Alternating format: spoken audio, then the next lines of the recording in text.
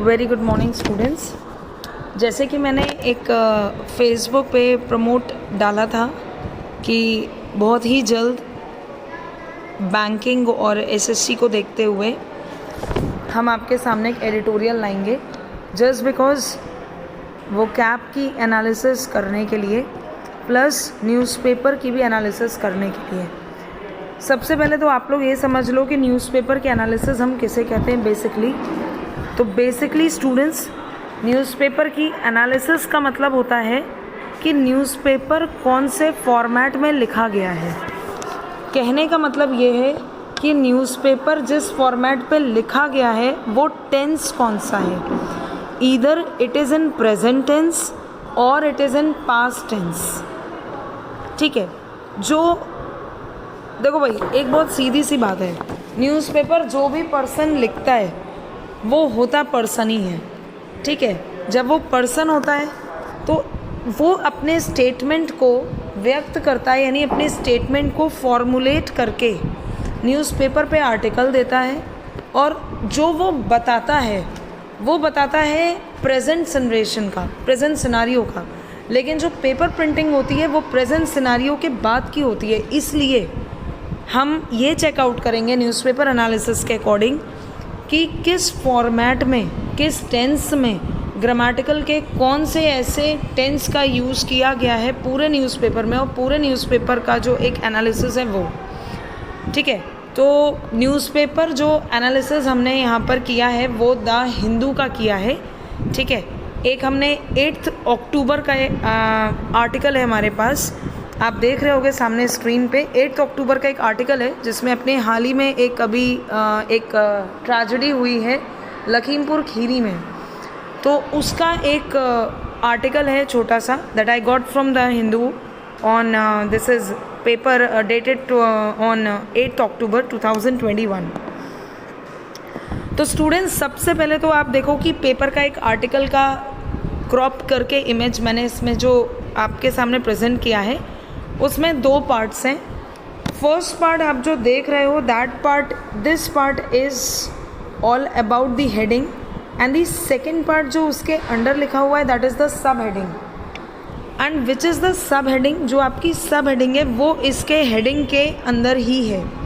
ठीक है, अब पढ़ना कैसे है न्यूज़पेपर को, तो बैंकिंग वाले जो स्टूडेंट्स हैं वो इस बात को ध्यान दें कि पढ़ना कैसे है। तो फर्स्ट ऑफ ऑल जो हम हेडिंग है उसको हम पढ़ रहे हैं। वो हेडिंग है हमारी, SC tells UP to file status report on Lakhimpur Kheri in 24 hours। Supreme court ने यूपी से, डिस्ट्रिक्ट यूपी के जो भी आपके मेन हेड हैं उनसे ये कहा है कि लखीमपुर खीरी में जो भी हुआ है, जो भी ट्रेजेडीज़ हुई हैं, जो भी कैजुअल्टीज़ हुई हैं, उनका एक पूरा फॉर्मेट विद इन 24 आवर्स के अंदर उन्हें रिपोर्ट को सबमिट करना है। अब स्टूडेंट्स, मेरी एक बात बहुत अच्छे से समझना, जब हम किसी चीज़ को डिस्क्राइब करते हैं या जब हम किसी चीज़ को बताते हैं कि इसमें क्या होने वाला है, तो that is will be in the present tense. Present tense आप देख रहे हो, टेल्स लिखा हुआ है, तो टेल्स में आपका एस और ES का यूज़ करते हैं प्रेजेंट इंडेफिनिट टेंस। ठीक है, सेज वर्ड यूज़ होता है, टेल्स वर्ड यूज़ होता है।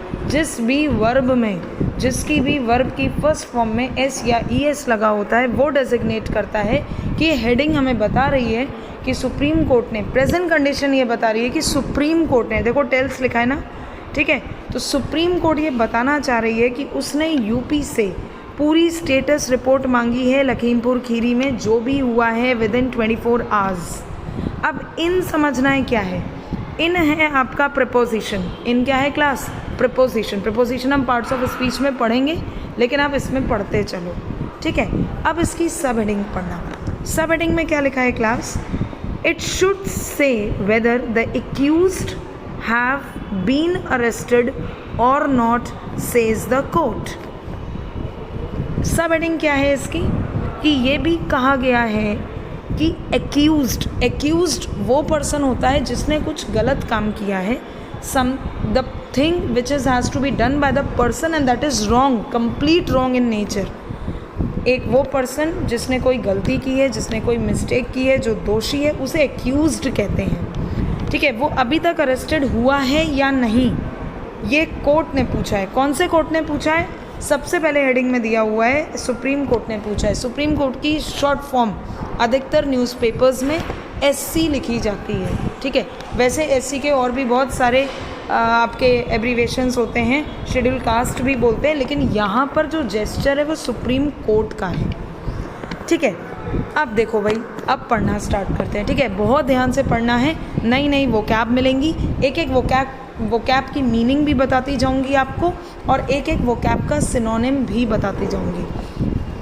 तो सबसे पहले हम पढ़ते हैं, the supreme court on the Thursday gave the Uttar Pradesh government 24 hours to file a status report identifying the accused in the first information report FIR registered on the Lakhimpur Kheri violence and whether they have been arrested or not। तो सबसे पहले आप starting मैंने first para से किया है। First para है the supreme court on Thursday gave the Uttar Pradesh government 24 hours, ठीक है। इन दैट केस, अब देखो भाई, इसमें लिखा है फर्स्ट लाइन जो फ्रेम किया गया है आर्टिकल में, the supreme court on Thursday gave the Uttar Pradesh government. Gave the, जो गेव है आपका second form of the verb है, इसका मतलब आर्टिकल किस टेंस में लिखा गया है? पास्ट इंडेफिनिट टेंस में लिखा गया है। Gave second form of the verb है किसकी? गिव की, ठीक है। The Uttar Pradesh government. अब भाई यहाँ पर एक क्वेश्चन रेज करते बच्चे, ठीक है, लेकिन क्योंकि ये वीडियो है, अगर लाइव सेशन में होते तो यहाँ पर क्वेश्चन आता, क्या क्वेश्चन आता कि किसी भी स्टेट से पहले द का यूज़ नहीं होता है, जाहिर सी बातें नहीं होता है। यहाँ पर हम उत्तर प्रदेश से पहले नहीं यूज़ कर रहे, कर ज़रूर हैं, लेकिन वो जो द फिनोमिनल है, वो द जो है वो बेसिकली यूज़ किसके लिए हो रहा है? गवर्नमेंट के लिए हो रहा है। We are using article the किसके लिए? Not for Uttar Pradesh but for government, ठीक है। अब आगे पढ़ते हैं, to file a status report identifying the accused. Accused जो गलत होता है, रॉन्ग पर्सन, जिसने कानून तोड़े होते हैं। तो पहली मीनिंग आपको यहाँ पर मिल गई, वर्ड मीनिंग। पहली मीनिंग क्या मिल गई इसकी आपको? एक्यूज्ड, ठीक है। पहली मीनिंग क्या मिल गई आपको? एक्यूज्ड। एक्यूज्ड का मीनिंग क्या होता है? एक वो पर्सन जिसने लॉ को क्या किया हुआ है? ब्रेक किया हुआ है, ठीक है। मैं मार्क कर देती हूँ इसमें एक्यूज्ड, ठीक है। Accused is the first word meaning जो कि हमें मिली। और एक्यूज्ड का मतलब होता है गलत पर्सन या वो पर्सन जिसने नियम और कानून का उल्लंघन किया है, यानी उनके लॉज को ब्रेक किया है, ठीक है। अब एक्यूज्ड के बाद देखते हैं, in the first information report यानी FIR on the Lakhimpur Kheri violence. Violence means, violence हमें सेकेंड वोकैब मिली है। सेकेंड वोकैब है वायलेंस। वायलेंस का मतलब होता है हिंसा।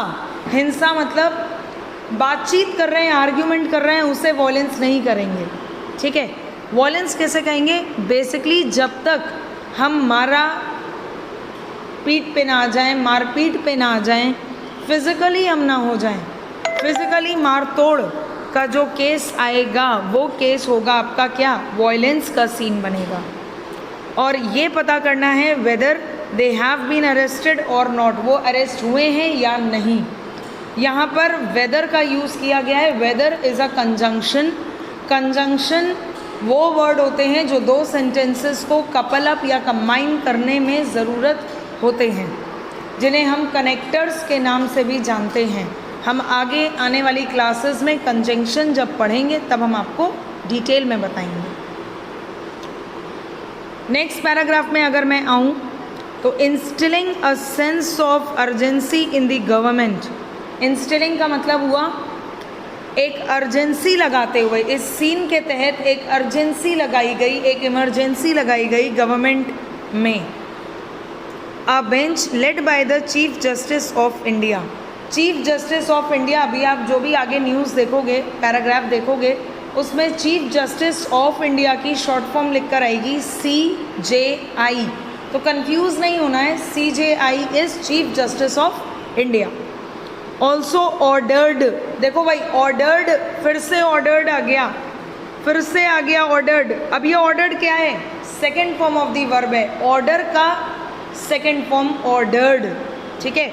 Also ordered the state to facilitate immediate medical care for the mother of a 19-year-old man who was among those killed in the incident। Facilitate, इसमें एक word आया है। फैसिलिटेट का मतलब होता है जितनी भी ज़रूरी चीज़ें हैं उनको कर लेना, आसान तरीके से कोई चीज़ हो जाती है तो हम उसे कहते हैं फैसिलिटेट। भाई फैसिलिटेट जो वर्ड है वो फैसिलिटी से बना है। फैसिलिटी का मतलब होता है जो चीज़ें आपके अपॉर्चुनिटीज़ हैं जो आप कर रहे हो उनको फैसिलिटीज़ बोलते हैं, ठीक है। जो भी सुविधाएं आपको मिल रही हैं, फैसिलिटीज़ मीन्स सुविधाएं, ठीक है। तो फैसिलिटेट मतलब एक ऐसी चीज़ जो पॉसिबल है, तो वहाँ पर तुरंत ही एक मेडिकल केयर दिया गया 19-year-old मैन को, हु वॉज अमंग दोज, जो उनमें से थे। उनमें मतलब बहुत सारे, बहुत सारों के लिए हम अमंग का यूज़ करते हैं। अमंग प्रिपोजिशन है, दोबारा से समझ लो क्लास, अमंग प्रिपोजिशन है, बिटवीन प्रिपोजिशन है। दो लोगों के बीच की बात करते हैं तो बिटवीन लगता है, बहुत सारे लोगों की बात करते हैं तो क्या लगता है? अमंग लगता है। While hearing this case, now we got a message. Again got, second form of the verb, get, got. Now we got a message that the mother of one of people, जब हम किसी और को indicate करते हैं तो सम का use ना करके हम वन का यूज़ करते हैं, which is correct. One of people who died is in a state of shock over the loss of her son and needs immediate medical attention. कुछ ऐसी खबरें भी थीं कि वो अपने बेटे की मृत्यु की खबर को सुनकर शॉक से मर गई थी। And needs immediate medical attention, उन्हें बहुत ही जल्दी, इमीडिएट मतलब तुरंत, very fast, readily, steadily. We want you to get her admitted at the nearest hospital. The court addressed Uttar Pradesh additional advocate general Garima Prasad, जो वहाँ के Uttar Pradesh additional advocate general Garima Prasad है, उन्होंने कोर्ट से ये याचिका तहरीर की थी कि जो मदर को शॉक लगा है उसके बेटे के मरने की वजह से, तो उसको तुरंत ही मेडिकल केयर यानी मेडिकल अटेंशन प्रोवाइड कराई जाए। अब देखो भाई आगे थर्ड पैराग्राफ की अगर मैं बात करूं तो थर्ड पैराग्राफ है एक्सट्रीम अनफॉर्चुनेट। अनफॉर्चुनेट मतलब अनलकी, जो चीज़ आपके हाथ में नहीं होती है, भाग्य में नहीं होती है और एकदम से हो जाती है और वो आपको पता भी नहीं होती है, तो आपके लिए उस समय के लिए बेहतर होती होगी, लेकिन कुछ चीज़ जब अचानक से हो जाती है तो हम उसको कहते हैं अनलकी यानी अनफॉर्चुनेट। एक्सट्रीम का मतलब होता है स्ट्रॉन्गेस्ट। एक्सट्रीम का मतलब यहाँ पर जो सेंस लगता है वो स्ट्रॉन्गेस्ट का लगता है।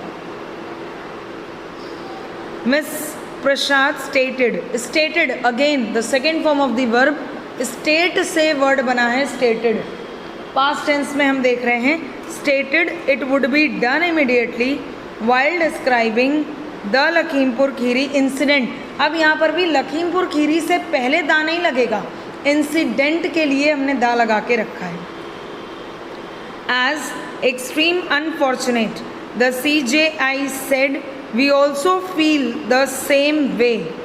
The court observed, again second form of the verb, यानी कहीं ना कहीं आप ऊपर से देख रहे हो आर्टिकल का सेकेंड फॉर्म ही चल रहा है, ठीक है। The court observed that it was known that 8 people had been killed, मर चुके हैं, past perfect tense had been killed, and they were farmers and a journalist, जिसमें बहुत सारे किसान थे, वर लगा है, फार्मर्स लगा है और एक जर्नलिस्ट था यानी एक पत्रकार की भी मौत हुई है। We want to know who are the accused, accused मतलब वो पर्सन जिसने कानून तोड़ा है। in the FIR and whether they have been arrested or not. Justice Suryakant on the bench told the government. ये सरकार को उन्होंने बताया है, जो बेंच पर आपके सूर्यकांत जी थे उन्होंने बताया है. The CJI said the status report should contain details of those killed. जितने मर गए हैं उनको स्टेटस रिपोर्ट चाहिए, एक पूरा रिपोर्ट का एजेंडा चाहिए, क्या क्या हुआ है, कैसे कैसे हुआ है, कितने लोग मर चुके हैं, कितने लोग जिंदा हैं, कितने लोग घायल हुए हैं, कितने लोगों को मेडिकल अटेंशन की ज़रूरत है. अब आप देख रहे हो पूरा सिनारियो एक ही टेंस में रिलेट कर रहा है. जब प्रेजेंट था तो हेडिंग जो थी वो प्रेजेंट टेंस में थी, लेकिन जब से स्टार्ट हुआ है तब से हेडिंग आपकी किस में है, पास्ट टेंस में है. ठीक है, तो जो हेडिंग आपकी पास्ट टेंस में है इसका मतलब क्या हो गया कि पेपर जो भी न्यूज़पेपर का आर्टिकल जो भी लिखा जाता है वो पास्ट टेंस में ही लिखा जाना चाहिए. Now come to the third paragraph. Third paragraph says that news reports said 4 of the deceased were farmers. अब यहाँ पे डिसीज्ड का क्या मतलब है? डिसीज्ड का मतलब होता है डेड. वो पर्सन जिनकी मौत हो चुकी है, जो मर चुके हैं, उन्हें कहा जाएगा dead. Mod down by vehicles. Mod का मतलब होता है कुचल देना, ट्रिम कर देना. ठीक है, जो एक साइंटिफिक वर्ड है. मॉड में उसका मीनिंग होता है MOWED. मॉड में मीनिंग होगी उसकी कुचल देना, यानी चढ़ जाना, ट्रिम कर देना.